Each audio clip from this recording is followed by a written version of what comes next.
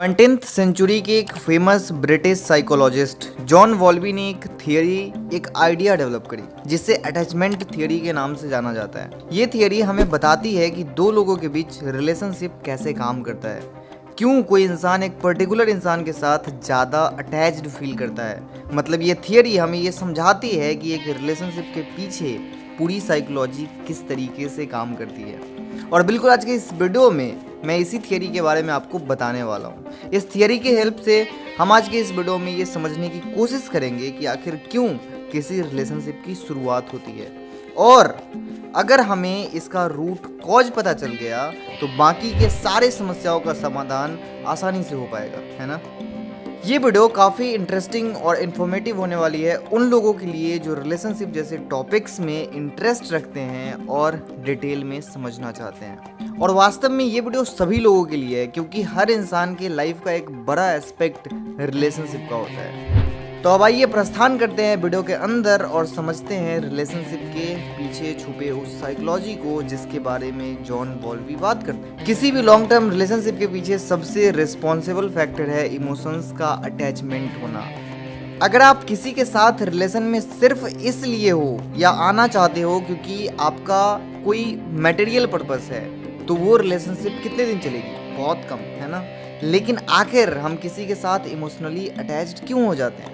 तो इसे समझने के लिए हमें एक बच्चे और पेरेंट के रिलेशन को समझना होगा। हर बच्चा, चाहे वो कैसा भी हो, उसकी पर्सनालिटी चाहे जैसी भी हो, वो अपने गार्जियन के साथ बहुत अटैच्ड होता है। ये संभव है कि कभी कभी वो उनसे गुस्सा हो जाता हो और उनसे नाराज हो जाता हो, लेकिन इमोशनली कनेक्टेड तो होता है ना।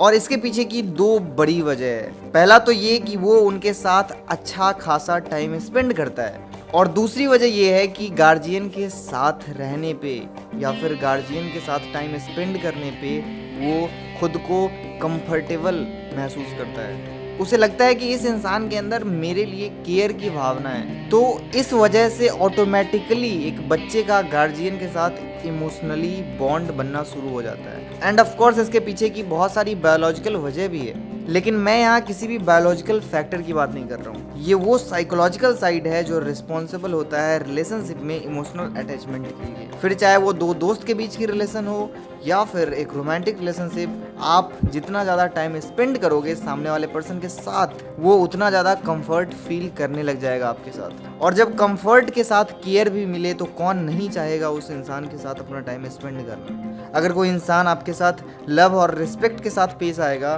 तो कब तक आप उस पर गुस्सा कर पाओगे या इग्नोर कर पाओगे, है ना। अब आइए समझने की कोशिश करते हैं कि दो एडल्ट के बीच अटैचमेंट की शुरुआत क्यों और कैसे होती है। जब एक इंसान अपने एडल्टहुड में जाता है तो उसके अंदर ऐसी बहुत सी बातें होती है जो वो किसी ऐसे इंसान के साथ शेयर करना चाहता है जो उसे और उसकी उन बातों को समझ सके, क्योंकि उस वक्त वो अपनी सारी बातें गार्जियन के साथ शेयर नहीं करना चाहते हैं और ना ही करते हैं। आप गौर करना कि अगर किसी दो लोगों की रिलेशन अच्छी है तो उसके पीछे का जो सबसे बेसिक वजह होगा वो होगा उन दोनों के बीच की अच्छी अंडरस्टैंडिंग। वो दोनों एक दूसरे को अच्छे से समझते हैं, और कोई भी इंसान यही चाहता है कि जिस इंसान के साथ वो रिलेशन में है, जिस इंसान के साथ वो टाइम स्पेंड कर रहा है, अपनी सारी बातें बता रहा है, सामने वाला उस बात को समझे, उसके इमोशंस को समझे, उसके बात के पीछे के पर्पस को समझे, एंड सो ऑन। मतलब एक्सपेक्टेशन बढ़ने लग जाती है जब आप रिलेशनशिप में होते हो। अब जब दो लोगों की मुलाकात होती है और साथ में थोड़ा टाइम स्पेंड होता है तो दोनों पर्सन सबकॉन्शियसली एनालाइज करते हैं सामने वाले पर्सन को, और सामने वाले को लेकर अपने अंदर कुछ थॉट्स क्रिएट करते हैं, उसके बिहेवियर, पर्सनालिटी, पर्सपेक्टिव से रिलेटेड। अब जब दो लोग एक दूसरे के बारे में सोचने लग जाते हैं, फील करने लग जाते हैं कि हाँ, ये पर्सन मेरी बातों को, मेरे बात करने के तरीके को और मेरे बातों के पीछे के पर्पस को ठीक ढंग से समझ सकता है, तो वो पर्सन दूसरे वाले के साथ अपना टाइम स्पेंड करना चाहता है।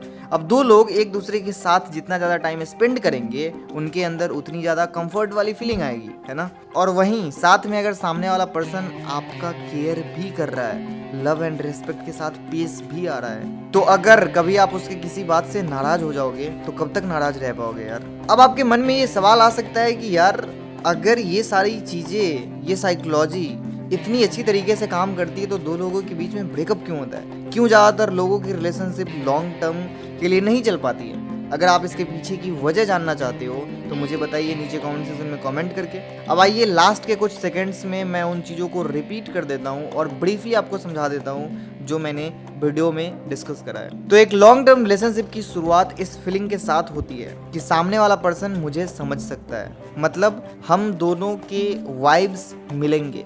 अब इस फीलिंग के बाद आप सामने वाले पर्सन के साथ टाइम स्पेंड करने लग जाते हो और आप दोनों की अंडरस्टैंडिंग और बेहतर होती चली जाती है। साथ में आप एक दूसरे के साथ कंफर्टेबल फील करने लगते हो और आप दोनों की अंडरस्टैंडिंग और बेहतर होती चली जाती है और वक्त के साथ आप उस पर्सन के साथ और ज़्यादा कंफर्टेबल और केयरफुल होने लग जाते हो एंड सो ऑन। तो गाइस इस वीडियो में बताया गया किसी भी पॉइंट से अगर आप डिसएग्री करते हो या फिर किसी भी पॉइंट में आपको डाउट हो या फिर आपके पास कोई भी सवाल हो तो आप सीधा मुझे इंस्टाग्राम पे डीएम कर सकते हैं। आईडी का लिंक आपको नीचे डिस्क्रिप्शन में मिल जाएगा। आपको ये वीडियो कैसी लगी मुझे जरूर बताइएगा नीचे कमेंट सेक्शन में कमेंट करके। बहुत बहुत शुक्रिया और धन्यवाद आप सभी का इस वीडियो को देखने के लिए। जय हिंद।